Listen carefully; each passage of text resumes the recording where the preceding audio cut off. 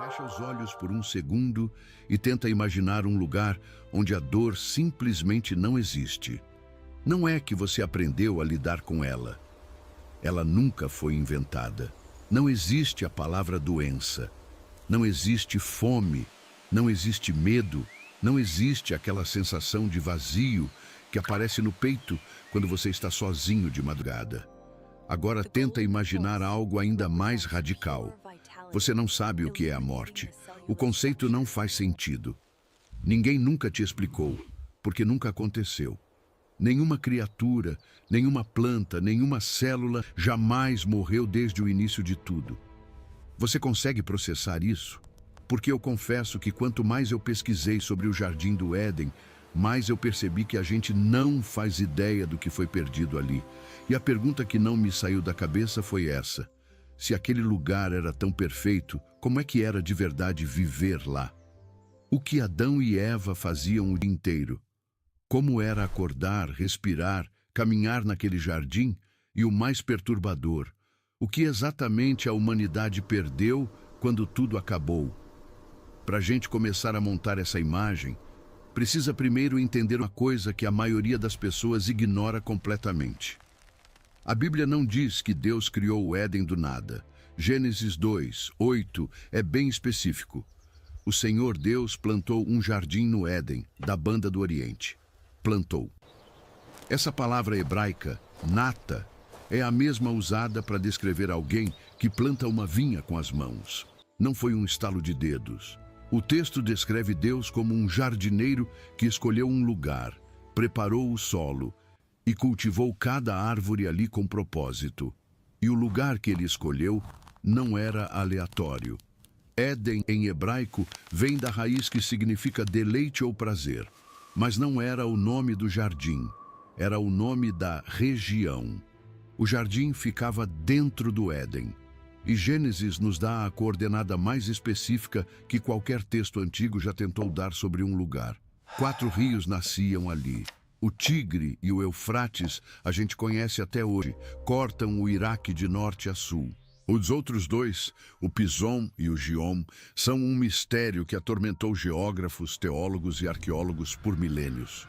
Alguns pesquisadores, como o arqueólogo Juris Zarins, passaram décadas cruzando imagens de satélite com o texto bíblico e propuseram que o Éden ficava na região onde hoje está o Golfo Pérsico. Uma área que há 8.000 anos era uma planície fértil antes de ser engolida pelo mar. Mas independente da localização exata, o que o texto descreve é perturbador de tão bonito. Tenta visualizar isso. Um jardim onde cada árvore era, nas palavras de Gênesis 2:9, agradável à vista e boa para alimento. Não existiam espinhos, não existiam ervas daninhas, não existiam plantas venenosas. Cada fruto que pendia de cada galho era ao mesmo tempo esteticamente perfeito e nutricionalmente completo. Imagina caminhar entre árvores onde cada fruta que você toca está no ponto exato de maturação. Nunca verde demais, nunca podre.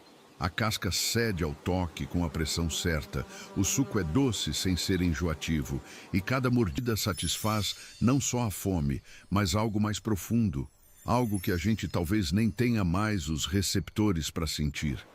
E não era uma fileira monótona de uma espécie só.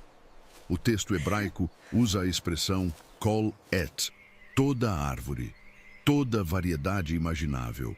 Frutas que talvez nem existam mais, extintas junto com aquele ecossistema original. Cores que a gente nunca viu, texturas que nunca tocou, aromas que nunca sentiu. Tudo isso crescendo em harmonia perfeita, sem competição por solo, sem praga, sem parasita, cada planta recebendo exatamente a quantidade de água e luz que precisava. E no centro de tudo isso, 2 árvores que não eram como as outras: a árvore da vida e a árvore do conhecimento do bem e do mal. O texto coloca as 2 no meio do jardim, posição central, impossível de ignorar. A árvore da vida é mencionada quase de passagem em Gênesis, mas quando ela reaparece no final da Bíblia, em Apocalipse 22, o texto diz que ela produz 12 tipos de fruto, um diferente a cada mês, e que suas folhas servem para a cura das nações. 12 frutos diferentes, de uma única árvore. Se isso é o que ela faz, depois de toda a história humana, imagina o que ela fazia no começo, quando tudo estava perfeito. Muitos teólogos, de Irineu de Lyon, no século II, até estudiosos modernos como John Walton, argumentam que comer dessa árvore regularmente era o que mantinha Adão e Eva em estado de imortalidade física. Não que eles fossem imortais por natureza. Eles eram feitos de matéria orgânica, do pó da terra, como diz o texto. Mas enquanto comessem daquela árvore, o processo de envelhecimento simplesmente não se ativava. Cada célula se renovava perfeitamente. Nenhuma mutação, nenhuma degradação. O corpo humano funcionando exatamente como foi projetado, sem entropia, sem desgaste, sem a marcha lenta e inevitável que a gente aceita como normal. Agora pensa no que isso significa na prática. Adão acorda. Não existe despertador, porque não existe obrigação baseada em horário. Não existe aquela sensação de peso nos olhos, aquela lentidão muscular da manhã. O corpo simplesmente desperta, totalmente restaurado, sem dor nas costas, sem rigidez nas articulações, sem aquela neblina mental que leva 20 minutos e uma xícara de café para dissipar. Aliás, sono no Éden provavelmente não era uma necessidade de reparação como é para a gente. O corpo não estava se desgastando durante o dia. Então, o sono não era uma obrigação biológica de sobrevivência, era prazer. Descanso puro. Ele abre os olhos. A temperatura é perfeita. Gênesis 2, 5 a 6 faz uma observação estranha que a maioria das pessoas pula. O Senhor Deus ainda não tinha feito chover sobre a terra, mas uma neblina subia do solo e regava toda a superfície. Sem chuva, sem tempestade. Sem aquele calor sufocante de 40 graus ou aquele frio que corta os ossos.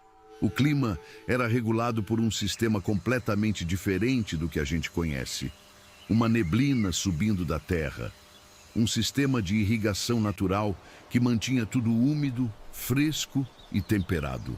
Alguns pesquisadores, como o físico e teólogo Gerhard Schröder, sugerem que isso indica uma atmosfera radicalmente diferente, possivelmente com uma camada de vapor d'água na atmosfera superior que funcionava como uma estufa natural, mantendo a temperatura estável em todo o planeta. Sem extremos, sem estações brutais, um clima constante de primavera. E a primeira coisa que Adão vê quando olha ao redor? Vida, por todos os lados. Gênesis nos conta que Deus trouxe todos os animais terrestres e todas as aves diante de Adão para que ele lhes desse nome. Mas para a maioria das pessoas, isso é uma frase que passa sem impacto. Pense no que isso realmente significa. Adão olha nos olhos de um leão, e o leão olha de volta sem instinto de ataque, sem tensão muscular, sem pupilas dilatadas, sem aquele grunhido grave que congela o sangue. Isaías 11, 6 a 7 dá uma pista de como era antes da queda quando descreve o futuro restaurado. O lobo viverá com o cordeiro, o leopardo se deitará com o cabrito, a vaca e o urso pastarão juntos. Se esse é o ponto de chegada, era também o ponto de partida. Os animais no Éden eram herbívoros, todos eles. Gênesis não deixa margem para dúvida. E a todo animal da terra, a toda ave dos céus e a todo ser vivente que se arrasta sobre a terra, dei toda a erva verde como alimento. Todo ser vivente. Aquele leão que hoje derruba um búfalo de 900 quilos com uma mordida na traqueia. No Éden, ele mastigava plantas. Aqueles dentes caninos, aquelas garras retráteis, tudo existia, mas a função era completamente diferente. O panda de hoje, com toda a sua anatomia de carnívoro, come quase exclusivamente bambu.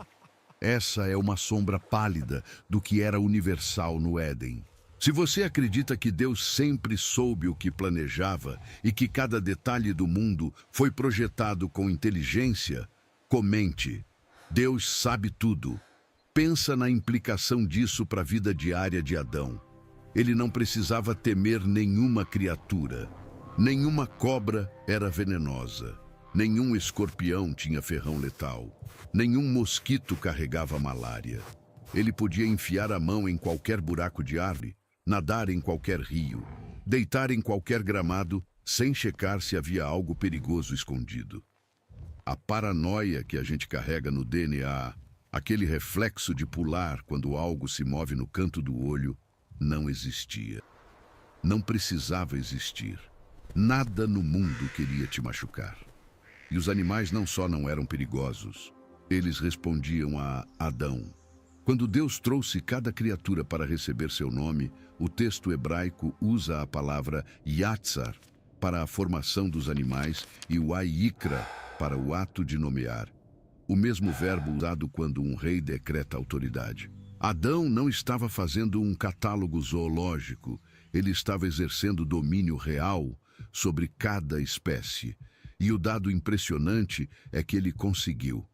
Não precisou de caderno de anotações, não confundiu nomes, não esqueceu nenhum. Seu cérebro funcionava em capacidade total, sem as limitações cognitivas que a neurociência moderna diz que carregamos.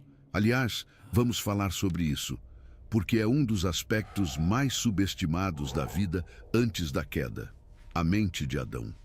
O cérebro humano moderno usa, segundo pesquisadores como Marcus Reichel, da Universidade de Washington, cerca de 20% da energia total do corpo, apesar de representar apenas 2% da massa corporal. É o órgão mais custoso que temos. E mesmo assim, qualquer neurocientista te dirá que nós operamos com limitações absurdas.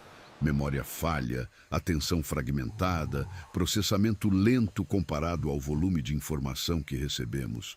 Esquecemos rostos, confundimos datas, não conseguimos manter o foco por mais de 20 minutos sem esforço.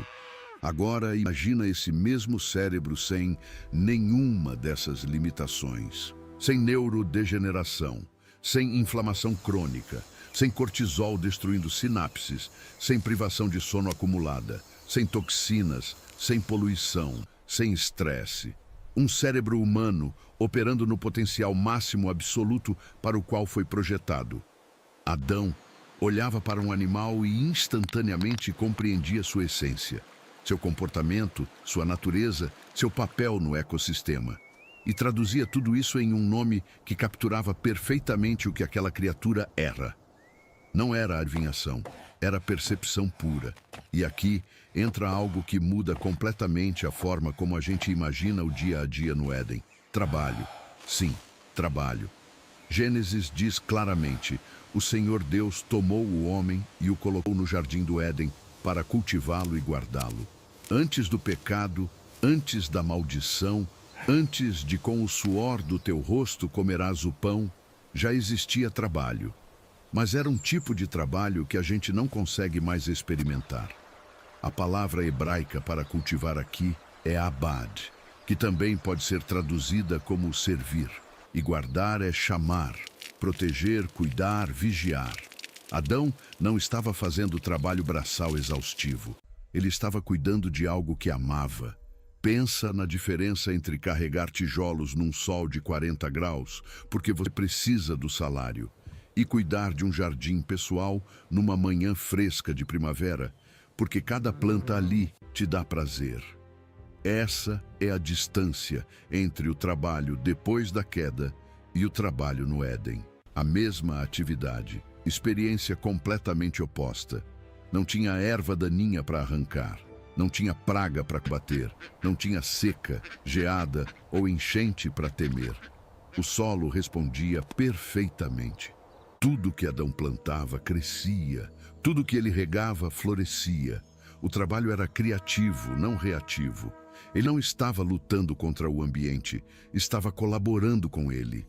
Cada semente era uma promessa que sempre se cumpria. E esse trabalho não era solitário, porque em algum momento, E o texto coloca isso como um evento de peso teológico enorme. Deus olha para toda essa perfeição e diz algo que quebra o padrão de tudo o que veio antes. 6 vezes durante a criação, Deus olha para o que fez e declara: é bom. Mas em Gênesis, pela primeira e única vez, ele diz: não é bom. Não é bom que o homem esteja só. No meio de um jardim perfeito, cercado por animais dóceis, com acesso à árvore da vida e à presença direta de Deus, algo estava incompleto. E o que Deus faz em seguida é uma das cenas mais extraordinárias de toda a Bíblia. Ele faz Adão cair num sono profundo. O hebraico usa tardemá, a mesma palavra usada para o transe que caiu sobre Abraão em Gênesis 15, um sono sobrenatural, não comum. E enquanto Adão dorme, Deus retira algo dele. A tradução tradicional diz costela, mas a palavra hebraica tselá é usada em outras partes do Antigo Testamento para descrever o lado de uma estrutura, o lado da Arca da Aliança, o lado do tabernáculo. Alguns estudiosos, como o hebraísta Zioni Zevit, argumentam que Deus não tirou um osso, ele tirou uma parte inteira do lado de Adão, uma porção substancial do seu ser. E quando Adão acorda e vê Eva pela primeira vez, sua reação é a primeira poesia registrada na história humana. Esta é agora osso dos meus ossos e carne da minha carne. Em hebraico, as palavras têm ritmo, têm métrica, é um canto. Adão olha para Eva e não analisa, não avalia, ele canta. Depois de nomear centenas ou talvez milhares de animais, nenhum deles preencheu o que faltava. E agora, diante dele, está alguém que ele reconhece instantaneamente como parte de si mesmo. Não inferior, não superior, essencial.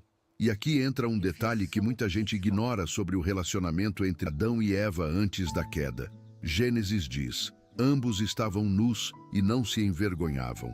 Essa frase é muito mais profunda do que parece. Não é só sobre roupa, é sobre vulnerabilidade total sem medo. Pensa no que isso significa.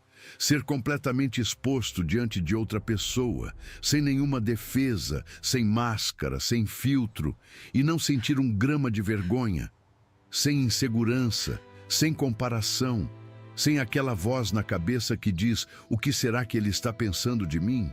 Não existia manipulação, não existia ciúme, não existia jogo de poder. 2 seres humanos se olhando com transparência absoluta e se aceitando completamente. Se você já tentou ser totalmente honesto com alguém, totalmente vulnerável, sabe como é difícil. Sabe como a gente automaticamente esconde, suaviza, edita. No Éden, isso não existia. A comunicação entre Adão e Eva era direta, pura, sem ruído. O que um sentia, o outro entendia. O que um queria dizer, o outro ouvia exatamente. Mas o aspecto mais impressionante da vida no Éden não era o jardim, não eram os animais, não era nem a relação entre Adão e Eva. Era outra coisa. Algo que faz tudo isso parecer detalhe de cenário.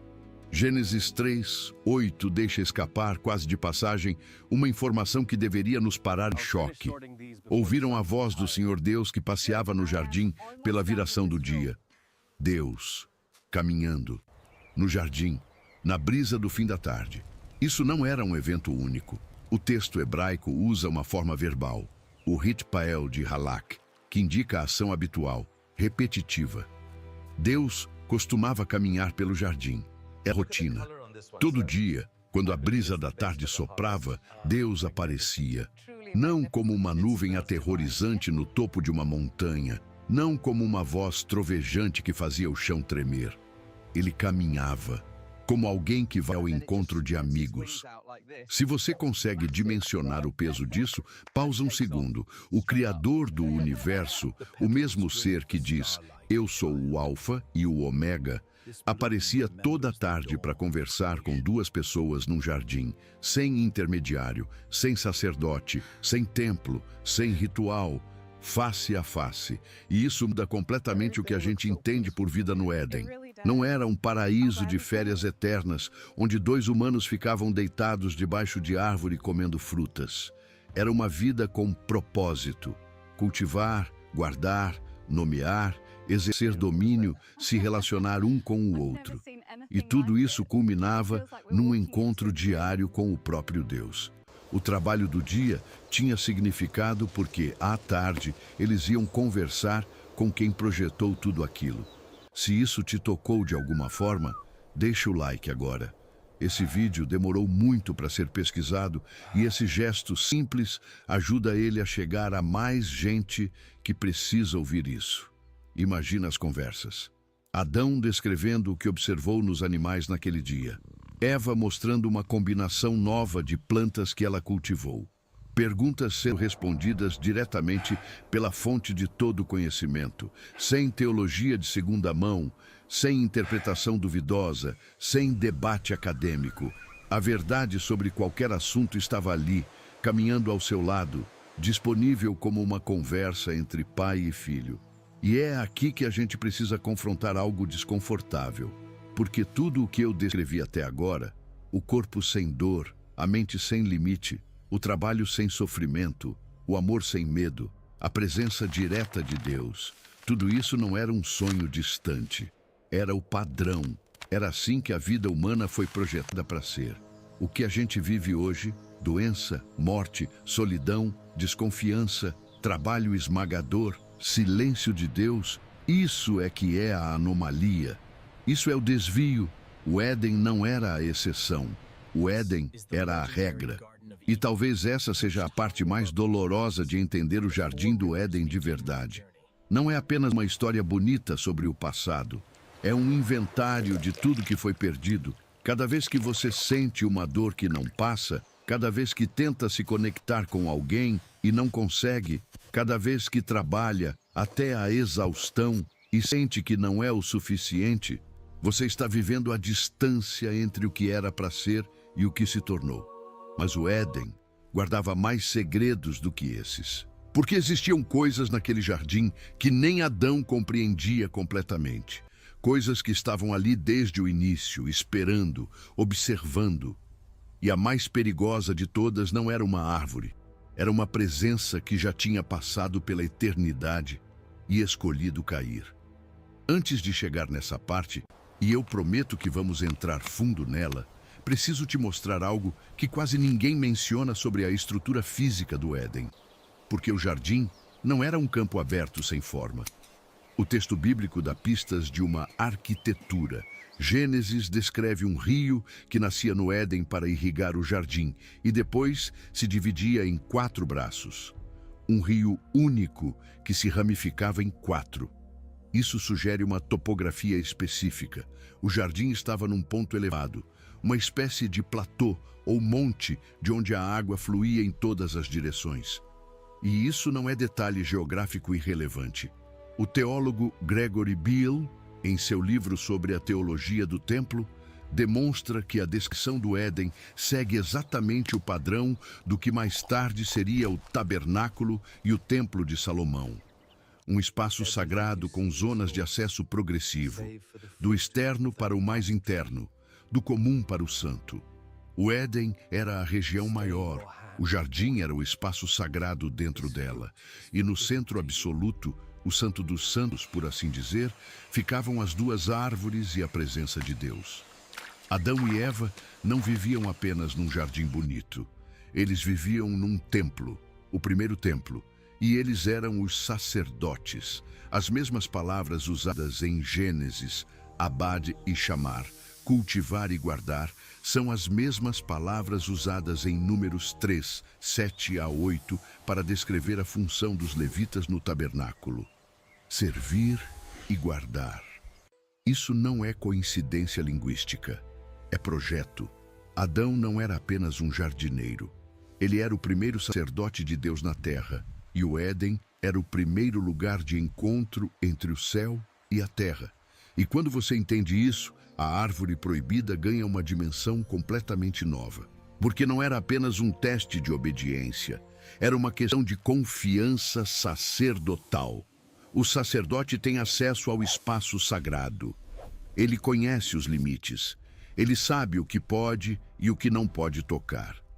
Quando Deus disse de toda a árvore do jardim, comerás livremente, mas da árvore do conhecimento do bem e do mal, dela não comerás. Ele estava estabelecendo o mesmo princípio que mais tarde apareceria no Santo dos Santos do templo. Você pode entrar. Você tem acesso. Mas existe um limite que não pode ser cruzado. Não porque Deus quer te privar de algo, mas porque cruzar esse limite muda a natureza de quem você é. E é exatamente aqui que as coisas ficam sombrias. Porque no meio de toda essa perfeição, esse templo-jardim, essa vida sem morte, esse encontro diário com Deus, havia uma criatura que já tinha cruzado esse limite, que já tinha escolhido ultrapassar a fronteira. E ela não estava do lado de fora do Éden, tentando entrar. Ela já estava dentro. Como é que uma serpente que fala aparece no meio do paraíso? De onde ela veio? E mais importante, por que Deus permitiu que ela estivesse ali? A resposta a essa pergunta muda tudo o que você pensa sobre o Éden. Porque revela que o jardim não era apenas um lugar de descanso. Era um lugar de escolha. E a escolha sempre exige a presença de uma alternativa. O texto de Gênesis 3 apresenta a serpente como mais astuta que todos os animais do campo que o Senhor Deus tinha feito. Mas Ezequiel 28 e Isaías 14 rasgam o véu e mostram quem realmente estava por trás daquela criatura. Ezequiel diz algo assombroso. Estavas no Éden, jardim de Deus. De toda pedra preciosa te cobrias, sardônio, topázio, diamante, berilo, ônix, jaspe, safira, carbúnculo e esmeralda. Esse ser não era uma cobra rastejando no chão. Era uma entidade coberta de pedras preciosas que refletiam luz. Um ser projetado para brilhar, para ser belo de um modo que causava impacto visual. Ezequiel continua. Perfeito eras nos teus caminhos, desde o dia em que foste criado, até que se achou iniquidade em ti. Perfeito, criado perfeito. E mesmo assim, caiu. Esse ser tinha estado na presença direta de Deus. Não na versão do jardim, caminhando na brisa da tarde, mas na sala do trono, no centro da realidade espiritual. E ainda assim, escolheu se rebelar. Se a perfeição do Éden não impediu a queda de um querubim, isso significava que a perfeição do ambiente nunca foi garantia de obediência. O Éden era perfeito, mas a liberdade também era real. E é essa tensão que definia a vida no jardim do Éden de um jeito que ninguém fala. Era um paraíso, sim, mas era um paraíso com uma porta trancada no meio, e a chave estava na mão de Adão e Eva. Cada dia que eles passavam sem comer daquela árvore era um dia de escolha ativa. Cada tarde que Deus caminhava com eles era uma tarde que eles podiam ter rejeitado. A beleza do Éden não era passiva, era sustentada pela decisão diária de confiar. Se isso mudou sua forma de enxergar o Éden, comente. Nunca tinha pensado nisso. Agora, vamos voltar à dimensão física. Porque tem muito mais a explorar sobre como era a experiência sensorial de existir naquele lugar. A gente falou das árvores, dos animais, do clima. Mas e a água? Gênesis coloca o rio como elemento central do jardim. Um rio que nasce ali e irriga tudo antes de se dividir em 4. Pensa nessa água, sem poluição, nenhuma partícula de esgoto, nenhum metal pesado, nenhum microplástico. Água no estado mais puro que já existiu na superfície da Terra. Cristalina ao ponto de você ver cada pedra no fundo, cada peixe passando. E o som, aquele murmúrio constante da água correndo sobre pedras, o som mais calmante que a neurociência conhece, ali 24 horas por dia como trilha sonora natural. E se Apocalipse 22 é mesmo um espelho do Éden original, como muitos teólogos argumentam, então aquele rio não carregava apenas água. O texto de Apocalipse descreve um rio de água da vida, brilhante como cristal, que saía do trono de Deus. Água da vida. Algo que não apenas hidratava, mas que sustentava a existência num nível que vai além da bioquímica. Imagine beber dessa água. Cada gole renovando não só o corpo, mas algo mais profundo, a alma, o espírito, a conexão com a fonte de tudo. E tem outro elemento que quase nunca aparece nas representações do Éden, mas que deveria: o som, não o silêncio. O Éden não era silencioso, era uma sinfonia. Pensa, centenas, talvez milhares de espécies de aves cantando sem medo de predadores. Sem aquele canto curto e nervoso que os pássaros fazem hoje, interrompido a cada segundo para verificar se algo está vindo. No Éden, eles cantavam longamente, livremente, em padrões complexos e elaborados. O vento, passando por entre diferentes tipos de folhagem, criava camadas de textura sonora. A água do rio adicionava seu baixo contínuo. E os animais, não roncando, não rosnando, não berrando de dor ou fome, fazendo os sons que faziam simplesmente porque estavam vivos e era bom estar vivo. Jó 38, 7 dá uma pista de como era o ambiente sonoro da criação original, quando as estrelas da alva juntas alegremente cantavam, e todos os filhos de Deus jubilavam. Se os próprios seres celestiais cantavam na criação, é difícil imaginar que o ambiente terrestre fosse silencioso. O Éden era provavelmente o lugar mais acusticamente rico que já existiu. Cada som era uma nota na composição que Deus estava regendo ao vivo, todos os dias. E a luz. Esse é um detalhe que sempre me fascinou. Antes da queda, antes de qualquer filtro atmosférico causado por catástrofe ou mudança climática, a luz solar entrava no jardim de um jeito que a gente provavelmente nunca experimentou, passando através de folhagens densas e variadas, criando padrões complexos de luz e sombra que mudavam ao longo do dia conforme o sol se movia. Refletindo na água do rio, lançando reflexos dançantes nas superfícies ao redor, iluminando os frutos nas árvores de dentro para fora, aquela translucidez que a gente vê às vezes quando a luz atravessa uma uva ou uma fatia de maçã, mas em escala massiva, em frutas de cores e formas que não existem mais. E se aquele ser descrito em Ezequiel, coberto de pedras preciosas, realmente habitava no Éden, na sua forma original, então, em certas horas do dia, quando a luz batia nele, o jardim inteiro se enchia de arco-íris fragmentados. Sardônio projetando vermelho, safira lançando azul, esmeralda espalhando verde, um ser que caminhava e, ao caminhar, pintava o ar ao redor com cores refratadas. Antes de ser o inimigo, ele era parte da beleza.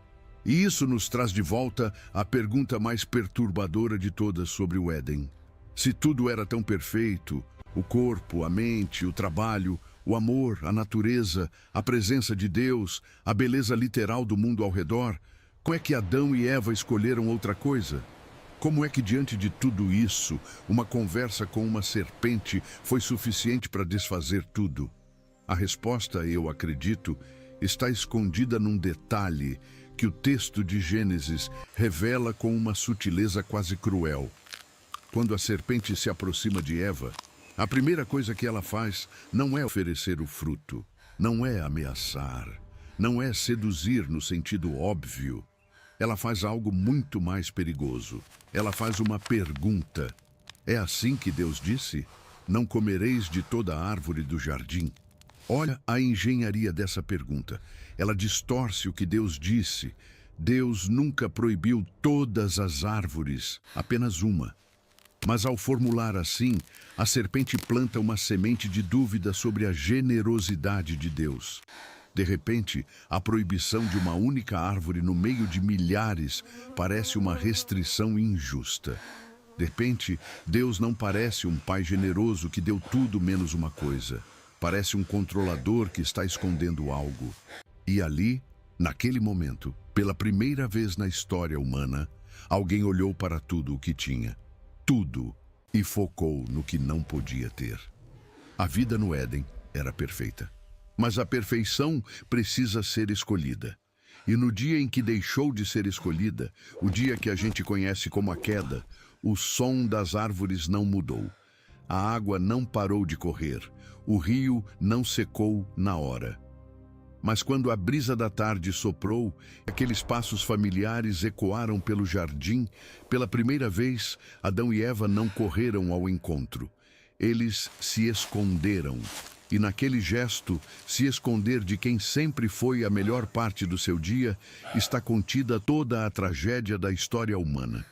Clica no vídeo que está aparecendo na sua tela agora. Se esse te tocou, aquele vai te deixar sem palavras.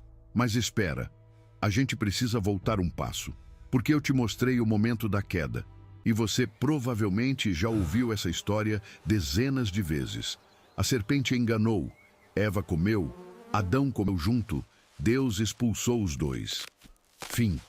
Só que não é fim. E a história não é tão simples assim. Porque entre o momento em que Eva mordeu o fruto e o momento em que Deus apareceu na brisa da tarde, aconteceram coisas que o texto descreve com uma economia de palavras que esconde uma avalanche de significado. Gênesis 3, 7. Então foram abertos os olhos de ambos, e conheceram que estavam nus, e coseram folhas de figueira, e fizeram para si aventais. Lê de novo, devagar. Foram abertos os olhos de ambos, os olhos que já viam tudo, cor, forma, textura, a face de Deus.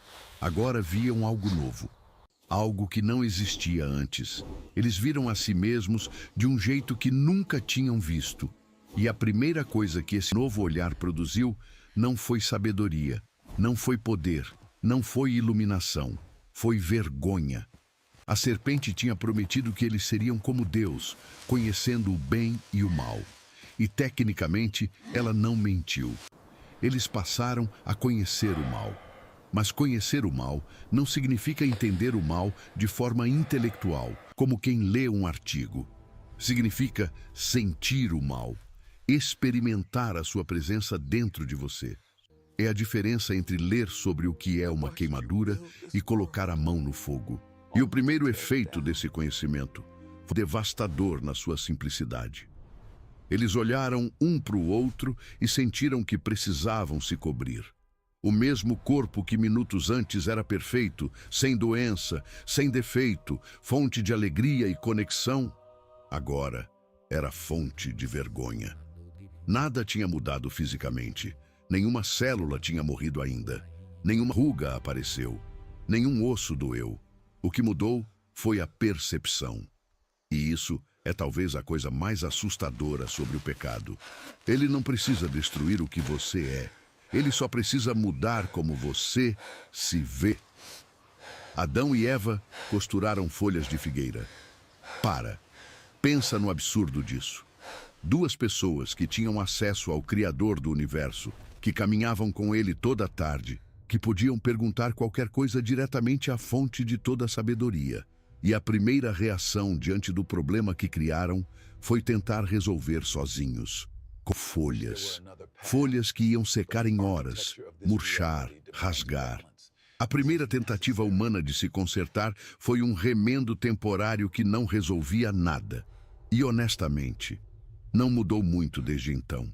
E então veio o som. Aquele som que toda tarde era o melhor momento do dia. Os passos de Deus no jardim. A brisa do fim da tarde carregando a presença dele até onde eles estavam. Mas dessa vez, em vez de correr ao encontro como sempre fizeram, Gênesis 3, 8, diz que eles se esconderam da presença do Senhor Deus, entre as árvores do jardim. Se esconderam entre as árvores, as mesmas árvores que Deus plantou, as mesmas árvores que eles tinham nomeado, cultivado, cuidado. Agora serviam de barreira entre eles e o Criador. O jardim que foi feito para ser um lugar de encontro virou um esconderijo. E aqui o texto faz algo que deveria te arrepiar. Deus chama. Ele pergunta: onde você está? O ser onisciente que sustenta cada átomo do universo, que sabia exatamente onde Adão estava. que sabia exatamente o que tinha acontecido, que sabia antes de criar o mundo que esse momento chegaria. Ele pergunta, não porque não sabia a resposta, mas porque queria que Adão dissesse. Queria dar a chance de confessar, de ser honesto, escolher a transparência em vez do esconderijo. Era um convite, a primeira oferta de redenção da história. E Adão desperdiçou. Ouvi a tua voz no jardim e tive medo, porque estava nu e me escondi. Medo. Pela primeira vez na existência humana, alguém sentiu medo de Deus. O mesmo Deus que desenhou cada sinapse do cérebro de Adão para sentir prazer, que esculpiu cada paisagem do jardim para encantar, que aparecia toda tarde como quem visita os filhos, agora causava medo. Não porque ele tinha mudado, mas porque Adão tinha. E então vem a pergunta de Deus que corta como bisturi. Quem te disse que estavas nu? Comeste tu da árvore de que te ordenei que não comesses? Quem te disse? Deus não pergunta o que aconteceu, ele pergunta quem te disse. Porque alguém falou, alguém introduziu uma narrativa nova, alguém fez Adão olhar para si mesmo com olhos que não eram os de Deus. E a resposta de Adão é o momento mais humano, no pior sentido, de toda a Bíblia. A mulher que me deste por companheira, ela me deu da árvore e eu comi. Olha a engenharia dessa frase. Adão não diz Eva, ele diz a mulher que me deste. Ele joga a responsabilidade em duas direções ao mesmo tempo. Em Eva, por ter dado o fruto, e em Deus, por ter dado Eva. O homem que horas antes compôs poesia ao ver a mulher pela primeira vez. Osso dos meus ossos, carne da minha carne, agora reduz a mulher que me deste. O que era celebração virou acusação, e Eva faz o mesmo. A serpente me enganou e eu comi. Ninguém assume, ninguém diz, eu errei. A corrente de culpa vai passando. Adão culpa Eva e Deus. Eva culpa a serpente. E ninguém para dizer a verdade simples. Eu escolhi. Esse padrão, essa incapacidade de olhar para o próprio erro sem apontar para outra pessoa, nasceu ali, naquele exato momento. E você reconhece, não reconhece? Cada discussão de casal que vira competição de quem errou mais, cada briga de família onde ninguém pede desculpa primeiro, cada conflito onde todo mundo tem uma justificativa e ninguém tem responsabilidade. Tudo começou com a mulher que me deste. E então Deus pronuncia as consequências, e a ordem em que ele fala é significativa. Primeiro a serpente, depois Eva, depois Adão. Do instigador ao último participante, para a serpente, sobre o teu ventre andarás, e pó comerás todos os dias da tua vida.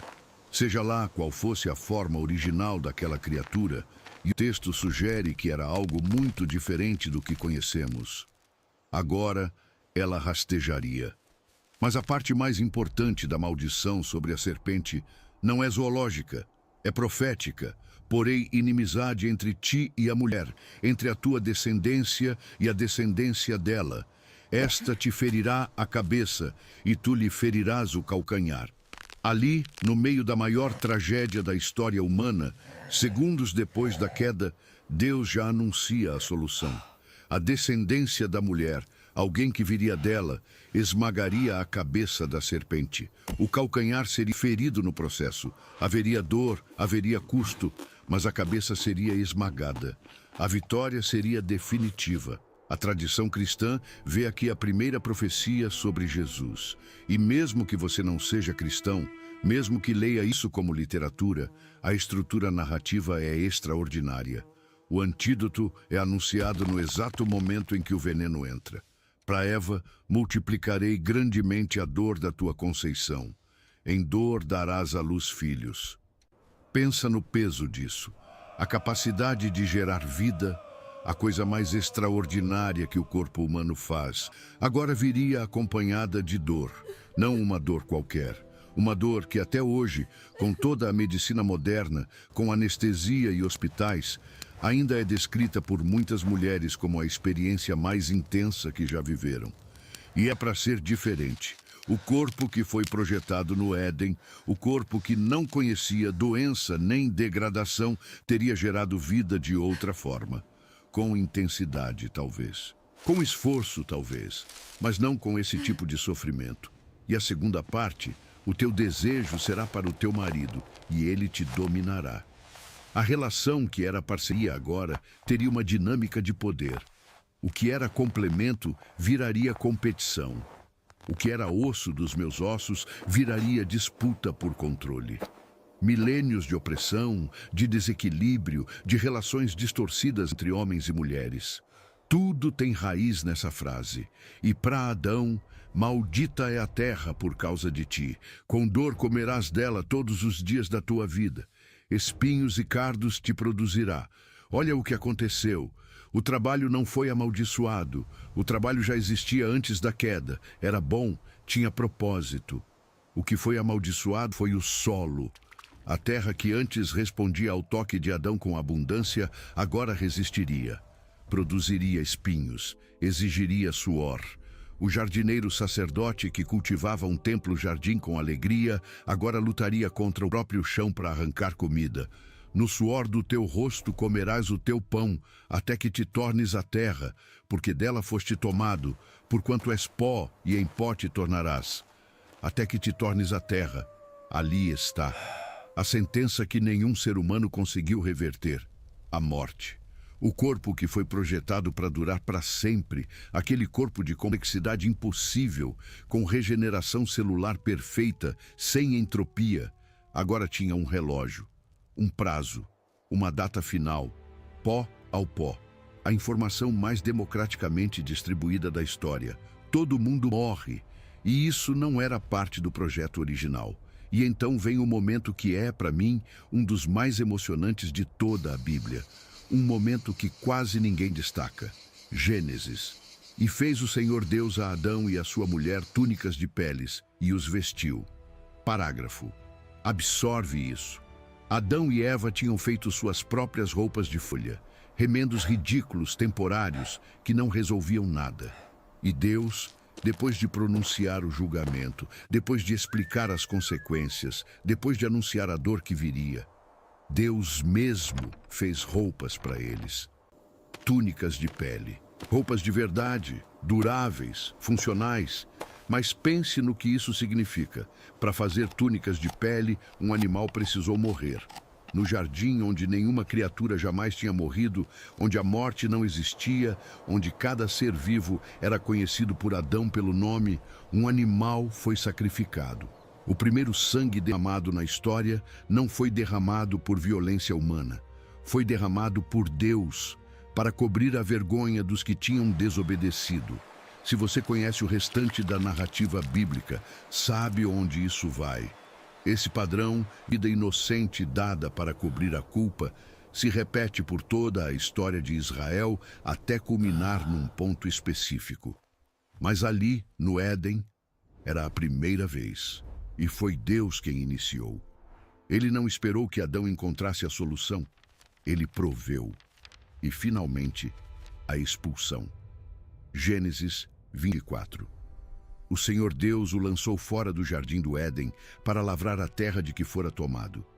E, havendo lançado fora o homem, pôs querubins ao oriente do jardim do Éden e uma espada inflamada que se volvia por todos os lados para guardar o caminho da árvore da vida.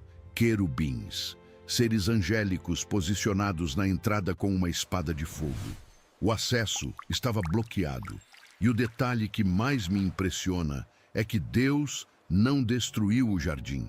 Ele não apagou o Éden da existência. Ele colocou uma guarda, o que significa que o Éden continuou existindo. Ali, em algum lugar, atrás de uma barreira sobrenatural, o jardim permanecia. As árvores continuavam dando fruto. O rio continuava correndo. A árvore da vida continuava de pé. Mas ninguém podia entrar. É como ser expulso da sua própria casa e ficar na calçada, sabendo que lá dentro tudo continua exatamente como você deixou. A cama feita, a mesa posta, a luz acesa.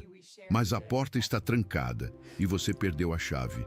Não porque a casa foi destruída, mas porque você se tornou incompatível com ela. E Adão viveu. Ele viveu 930 anos, segundo Gênesis 5:5. 930 anos, imagina. Quase um milênio carregando a memória do jardim. Acordando todo dia, olhando para o horizonte e sabendo que em algum lugar, talvez não tão longe, aquele lugar ainda existia. Cada nascer do sol lembrava a luz que passava através das árvores do Éden. Cada rio que ele encontrava era uma sombra pálida daquele rio original. Cada brisa no fim da tarde trazia um eco daqueles passos, e eles nunca mais vieram. 930 anos de saudade. De um lugar que ele conheceu, que ele tocou, onde ele caminhou com Deus, e que perdeu. Não porque alguém tirou dele a força, mas porque ele escolheu ouvir outra voz. E agora, eu preciso te mostrar algo que conecta tudo o que a gente falou nesse vídeo. Porque a história do Éden não termina em Gênesis 3. Ela tem um eco, um reflexo deliberado, no último livro da Bíblia. Apocalipse 21 e 22 descrevem o que os teólogos chamam de a restauração de todas as coisas. E quando você coloca Gênesis ao lado de Apocalipse, o paralelo é de tirar o fôlego. No Éden havia um rio. Em Apocalipse 22 há um rio, puro rio de água da vida, claro como cristal, que procedia do trono de Deus. No Éden havia a árvore da vida. Em Apocalipse 22, ela reaparece. No meio da sua praça, e de um e de outro lado do rio, estava a árvore da vida, que produz 12 frutos, dando seu fruto de mês em mês. E as folhas da árvore são para a saúde das nações. No Éden, Deus caminhava com os humanos. Em Apocalipse 21, eis aqui o tabernáculo de Deus com os homens, pois com eles habitará, e eles serão o seu povo, e o mesmo Deus estará com eles, e será o seu Deus. No Éden não havia morte. Em Apocalipse 21, e Deus limpará de seus olhos toda lágrima, e não haverá mais morte, nem pranto, nem clamor, nem dor. Percebe o que está acontecendo? A Bíblia é um livro que começa num jardim e termina numa cidade. Mas a cidade tem um jardim. Começa com um rio e termina com um rio. Começa com uma árvore da vida e termina com a mesma árvore. Começa com Deus caminhando com humanos e termina com Deus morando com humanos. A história inteira, os milhares de anos, as guerras, os impérios, os profetas, os reis, o exílio, a cruz, tudo é o caminho de volta ao que foi perdido no Éden. Mas com uma diferença crucial. Na nova criação de Apocalipse, não há serpente, não há árvore proibida, não há teste, porque a escolha já foi feita. Não por Adão, que falhou, mas por aquela descendência da mulher prometida lá em Gênesis. Alguém fez a escolha que Adão não fez. Alguém enfrentou a tentação e não cedeu. Alguém esmagou a cabeça da serpente e teve o calcanhar ferido no processo.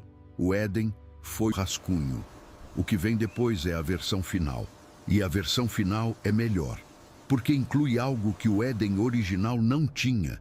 Inclui a certeza de que nunca mais será perdido. Se você assistiu esse vídeo até aqui, você não é uma pessoa comum. A maioria teria saído nos primeiros minutos. Mas você ficou, você quis ir fundo. E se o que você ouviu hoje mudou alguma coisa em como você enxerga essa história, se o Éden deixou de ser uma ilustração infantil e virou algo real, algo que dói porque foi perdido e algo que inspira porque pode ser restaurado, então eu te peço uma coisa. Clica no próximo vídeo que está aparecendo agora na sua tela. Ele continua exatamente de onde esse parou. E o que vem a seguir é ainda mais impressionante. Mas eu quero que você pare por um segundo antes de ir, porque eu preciso te mostrar por que essa história não é só uma história antiga. Porque o Éden não é só teologia. Porque isso importa para você. Agora, hoje, nessa semana. Pensa comigo. A gente vive numa época em que temos mais conforto do que qualquer geração que já existiu. Ar condicionado. Anestesia, antibióticos, comida entregue na porta em 30 minutos. Acesso instantâneo a praticamente todo o conhecimento humano num aparelho que cabe no bolso. E, no entanto, os índices de depressão nunca foram tão altos. A Organização Mundial da Saúde estima que mais de 280 milhões de pessoas no mundo sofrem de depressão. A ansiedade é a doença mental mais comum do planeta. O consumo de antidepressivos triplicou em 2 décadas em vários países desenvolvidos. A solidão virou epidemia. O Surgeon-Geral dos Estados Unidos declarou oficialmente em 2023 que a solidão é uma crise de saúde pública tão letal quanto fumar 15 cigarros por dia. 15 cigarros por dia de solidão. E se a história do Éden estiver certa, se o ser humano foi realmente projetado para viver em conexão sem barreira com o Criador, em harmonia total com outro ser humano, em comunhão plena com a natureza, então o que a gente está sentindo não é um bug. É a consequência lógica de estar desconectado de tudo aquilo para que fomos feitos. A gente sente falta do Éden, não como memória consciente, não como quem lembra de um lugar que visitou, mas como quem sente uma ausência que não consegue nomear. Aquele vazio que aparece no domingo à noite quando tudo está em silêncio. Aquela inquietação que nenhuma conquista profissional resolve de verdade. Aquela sensação de que deveria ter mais. Não mais coisas, não mais dinheiro, mas algo. Algo que você não sabe nomear, mas que sentiria imediatamente se encontrasse. C.S. Lewis, o autor de Crônicas de Nárnia, que foi ateu até os 32 anos e se converteu ao cristianismo contra a própria vontade, como ele mesmo disse. Lewis escreveu uma frase que resume isso melhor do que qualquer coisa que eu poderia dizer. Se encontro em mim um desejo que nenhuma experiência neste mundo pode satisfazer, a explicação mais provável é que eu fui feito para outro mundo, ou talvez um jardim. E é aqui que a história do Éden se torna mais do que uma narrativa sobre o passado. Ela se torna um diagnóstico do presente, porque olha o que a queda produziu.